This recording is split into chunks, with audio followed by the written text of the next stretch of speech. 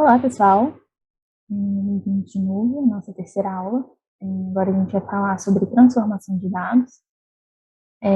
Aqui, de novo, né, começar importando os pacotes necessários, tá? Dessa vez a gente vai usar, além do Pandas, a biblioteca NumPy e também aqui alguns módulos da biblioteca Scikit-learn, tá? Vamos importar aqui. Aqui são comandos auxiliares que a gente pode pular, tá? E, bom, em geral, né, após um processo de integração de dados, né, que a gente acabou de ver na aula 2, colunas com diferentes tipos de dados podem ser geradas, tá? Então, na transformação de dados, o principal objetivo é exatamente transformar esses dados de diferentes formatos em um formato suportado pelo processo de pesquisa, né? Por exemplo, os modelos e algoritmos de aprendizado de máquina. A transformação de dados, ela possui algumas etapas em comum com a limpeza de dados, tá? Que a gente viu aí na primeira aula, incluindo técnicas de remoção de ruído e discretização de dados, por exemplo. Portanto, nessa etapa aqui, a gente vai focar apenas nas técnicas que a gente ainda não abordou, tá? Então, dados coletados de diferentes fontes podem reunir dados heterogêneos, não padronizados em diferentes estados, que muitas vezes necessitam de um pré-processamento, né, ou seja, uma etapa de escalonamento. E o escalonamento de tais dados não é uma etapa obrigatória, tá? Mas ela é uma boa prática. Então, por que a gente precisa dimensionar as variáveis em nosso conjunto de dados, né? Bom, muitos algoritmos de aprendizado de máquina apresentam melhor desempenho quando as variáveis numéricas de entrada são padronizadas. Isso inclui, por exemplo, algoritmos que usam uma soma ponderada da entrada, como, por exemplo, né, a regressão linear, e algoritmos que usam medidas de distância, como os algoritmos K-means e o KNN. Bom, existem algumas técnicas de escalonamento que transformam características para uma escala, magnitude ou intervalo. E para descrever, né, e exemplificar cada uma delas, a gente vai utilizar o conjunto de atributos numéricos que descrevem as músicas do Spotify, ou seja, né, a tabela tracks do nosso conjunto de dados, tá? Então aqui, primeiro a gente começa lendo essa tabela, que a gente vai selecionar então as variáveis numéricas, tá? Para isso, a gente utiliza essa função aqui, select the types, e aí passa para o parâmetro include o tipo de variável que a gente quer selecionar, tá? Então, no caso, né, as variáveis numéricas, a gente passa o tipo number. Bom, depois de selecionar as variáveis numéricas da nossa tabela, a gente fica com as seguintes informações, tá? A popularidade da música, o número da track no álbum, né, que ela pertence, o número de artistas total dessa música, o número total de países no quais essa música pode ser reproduzida, a duração e aí uma série de características acústicas da track, tá?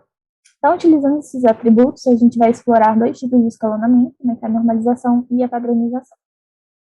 Bom, a normalização ela é uma técnica de escalonamento, né, em que os valores são deslocados e redimensionados para que fiquem aí entre 0 e 1. E essa técnica também é conhecida como a normalização min-max, e ela é usada para transformar dados em uma escala semelhante, tá? Então, aqui é a fórmula da normalização, onde x-max e x-min são os valores máximo e mínimo do atributo, respectivamente. Então, resumindo, né, o valor mínimo da coluna vai ser transformado em 0, e o valor máximo da coluna, né, do nosso conjunto de dados, vai ser transformado em 1.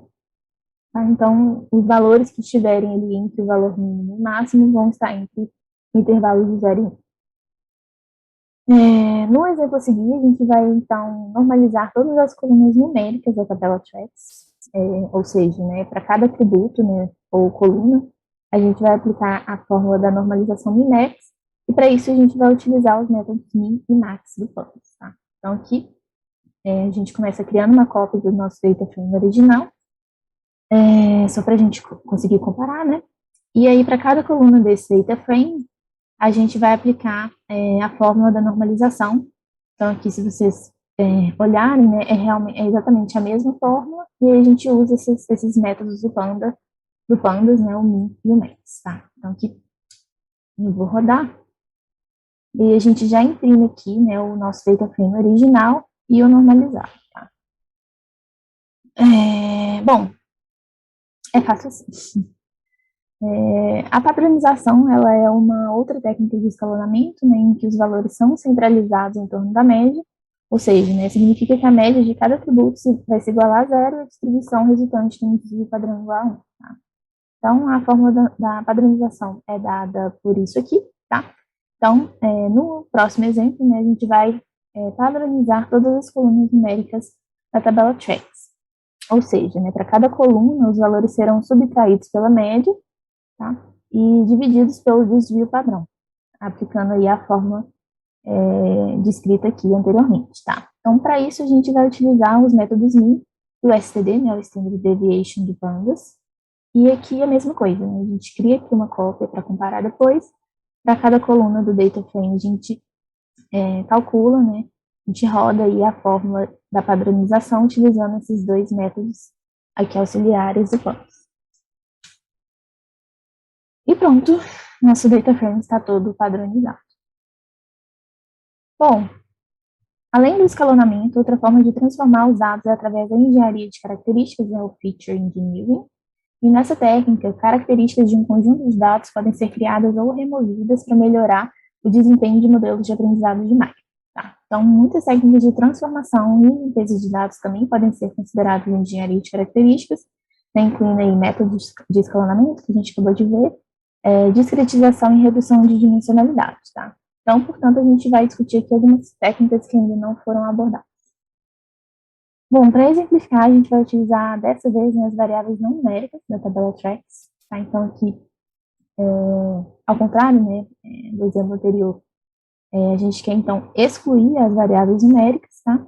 E aqui também eu vou remover algumas colunas desnecessárias, né, que são ID e nome de música e de artista. Bom, depois de selecionar essas variáveis, a gente fica com os seguintes dados, né? A flag explicit, né, que ela vai indicar se a track contém conteúdo explícito ou não. A coluna song type, né, que é para dizer se a música é solo ou colaboração. E a data de lançamento da música, tá? Então, utilizando esses três atributos, a gente vai aí explorar duas formas de engenharia de características. A primeira é converter variáveis categóricas em numéricas, e a segunda é criar novos atributos a partir de variáveis de data. Bom, variáveis categóricas são atributos que só podem assumir um número limitado e geralmente fixo de valores possíveis. Então, por exemplo, né, as músicas do Spotify contêm dados categóricos para informar se as músicas são explícitas ou não, através aí da coluna explicit. Né? Então, eu vou rodar só para vocês verem, né? Ou seja, né, cada unidade de observação, isto é, né, cada música, é atribuída a um determinado grupo ou categoria nominal, que nesse caso é verdadeiro ou falso. Bom, no entanto, né, muitos algoritmos e modelos de aprendizado de máquina têm dificuldade em processar dados categóricos. Tá? Então, eles necessitam aí, de alguma forma para transformar esses atributos em variáveis numéricas.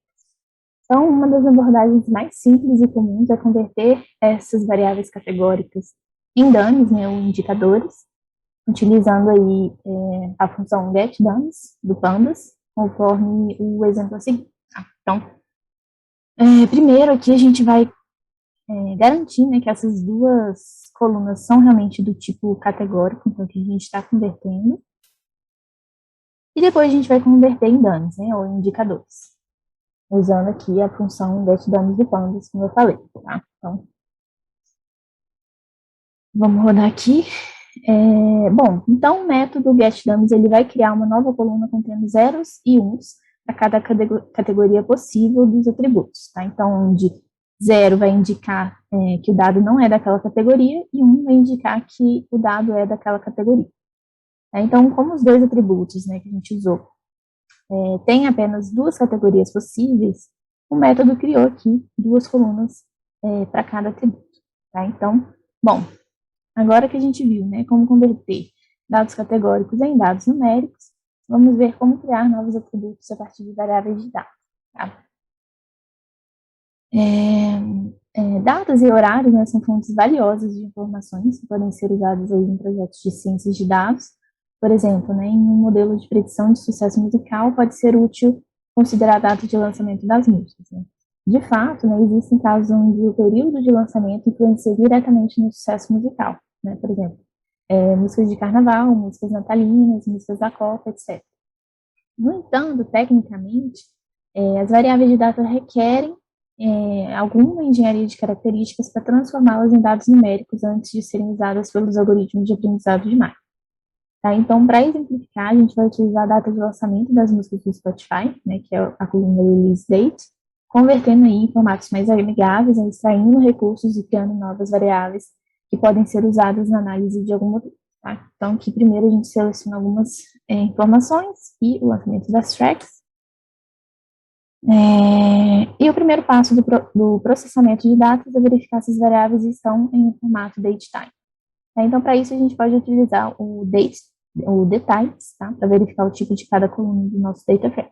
Então, verificando aqui, a gente pode ver, né, que o tipo da variável release date é object e não datetime. Então, portanto, a gente precisa converter antes de passar para a engenharia de características. Tá? Então, para isso, a gente vai utilizar o método toDatetime do Pandas. Tá? Então, aqui a gente converte e verifica novamente e deu certo. Bom, a biblioteca Pandas ela disponibiliza diversas propriedades, tá, para as variáveis datetime, incluindo ano, mês e dia. Tá? Então, depois de converter a nossa variável para o tipo certo, né, a gente pode quebrar aí a data de lançamento das músicas utilizando essas três propriedades. Tá? Então, aqui a gente está extraindo essas propriedades básicas e, né, depois dessa operação aqui, a gente consegue, né, a partir de uma coluna, criar três colunas numéricas diferentes aí para a gente utilizar nos nossos modelos. Bom, além dessas propriedades básicas, existem outras informações que podem extrair, que a gente pode extrair, né, da nossa variável datetime, tá? Por exemplo, a semana do ano, o dia da semana e o trimestre. Então, aqui são mais alguns exemplos, tá? Então, a gente consegue fazer tudo isso aqui utilizando apenas uma coluna. Bom, continuando aqui, outra técnica de transformação de dados é o balanceamento de dados, tá? Especificamente, né, a gente diz, né, que os dados estão desbalanceados quando existe aí uma desproporção de observações de cada classe do nosso modelo, tá? E os impactos do desbalanceamento, eles são explícitos, ou seja, né, não geram erro imediato ao construir e executar o modelo.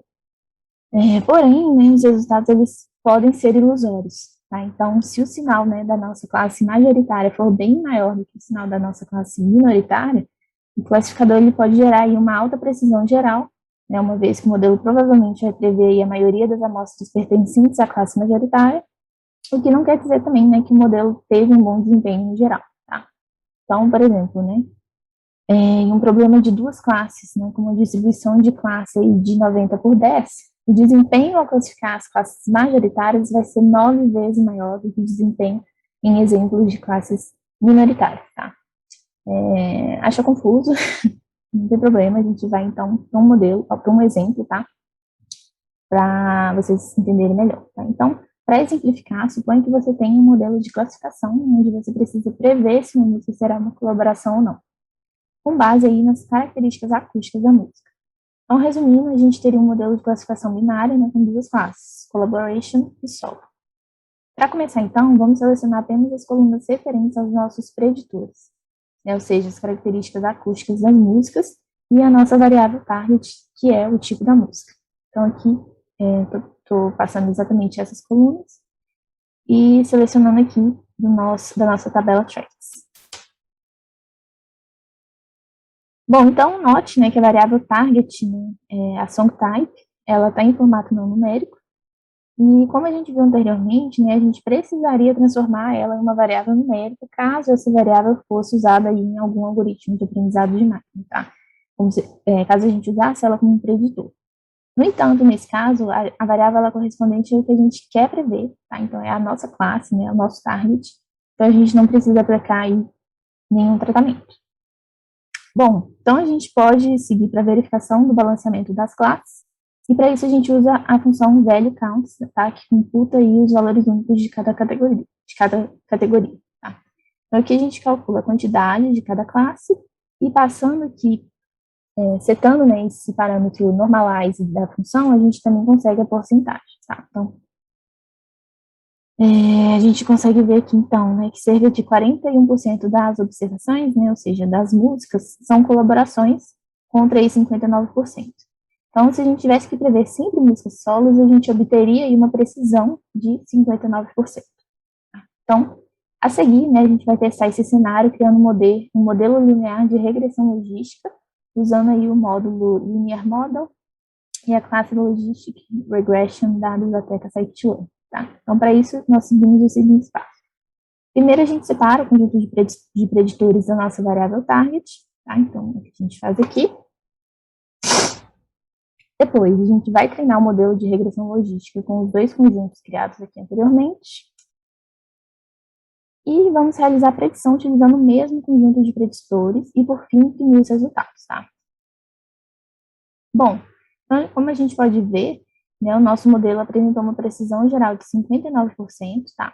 Ou seja, né, como consequência dos dados desbalanceados, o modelo conseguiu prever apenas uma classe, que é a classe solo. Tá? Então, em outras palavras, né, ele ignora a classe minoritária, que é de colaborações, em favor da classe majoritária, que é a classe solo. Então, como que a gente soluciona esse problema? Né? Uma técnica amplamente adotada para lidar com conjuntos de dados desbalanceados é a reamostragem. Então, essa técnica ela pode ser dividida em duas abordagens diferentes, né, que é a downsampling e a oversampling. No caso da downsampling, ele consiste, né, em remover amostras da classe majoritária, e na oversampling, ele consiste em adicionar mais exemplos da classe minoritária. Bom, a seguir a gente vai aplicar, então, as duas técnicas no nosso exemplo de predição de colaborações. Tá? Então, começando aqui pela técnica de downsampling, né, que remove aí, aleatoriamente observações da classe majoritária para evitar que seu sinal domine o algoritmo de aprendizado de máquina. E aí a gente vai começar com os seguintes passos. Primeiro, a gente separa as observações de cada classe em diferentes data frames, tá? Então, a gente separa aqui a classe majoritária, a classe minoritária.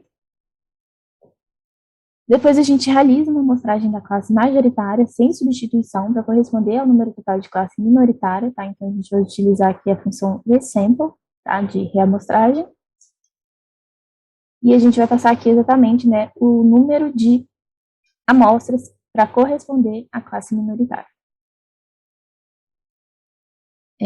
E por último, a gente vai concatenar o data frame da classe minoritária com o data frame resultante aqui do segundo passo.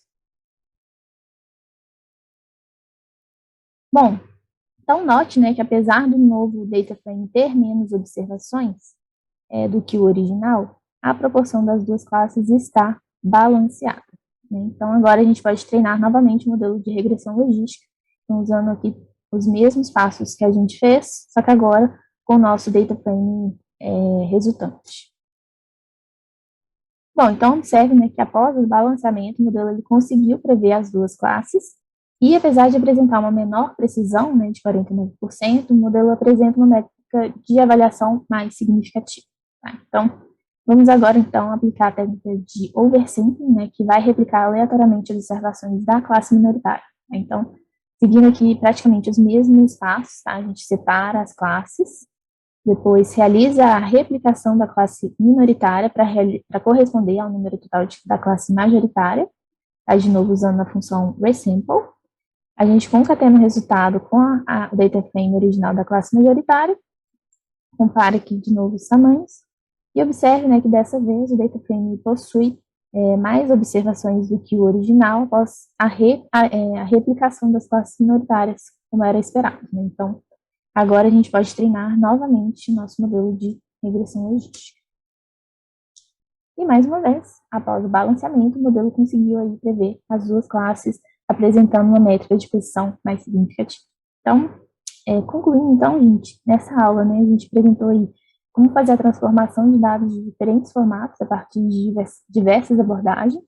Tá? E se você tiver mais interesse, né, nessa parte de transformação de dados, deixei aqui um link da biblioteca Scikit-learn, tá? Que tem bastante coisa extra, tá? Que a gente não viu aqui.